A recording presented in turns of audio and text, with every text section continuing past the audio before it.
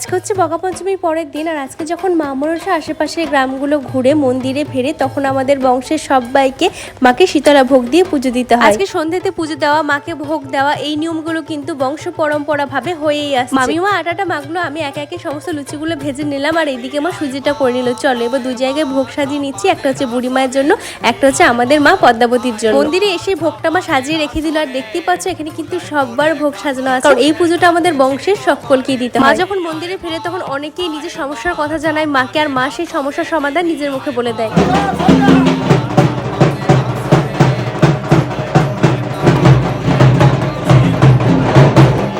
পুরো দিনের ব্লগটা কিন্তু চ্যানেলে আছে, লিঙ্কটা তোমরা নামের নিচে পেয়ে যাবে। মা ঢোকার পরে ভিতরের দিকে পুজো শুরু হয়ে গেছে, আর আজকে আমরা সবাইকে প্রসাদ বিতরণ করছি। মায়ের এই মন্দিরে ফেরা, ঢাকের আওয়াজ বন্ধ হয়ে যাওয়া, তখন থেকেই শুরু হয় মন খারাপের পালা। দুর্গাপুজো আমাদের শ্রেষ্ঠ উৎসব হলেও বাড়ির পুজোর ইমোশনটা কিন্তু আলাদা। চলো আর কি, আবার একটা বছরের প্রতীক্ষা।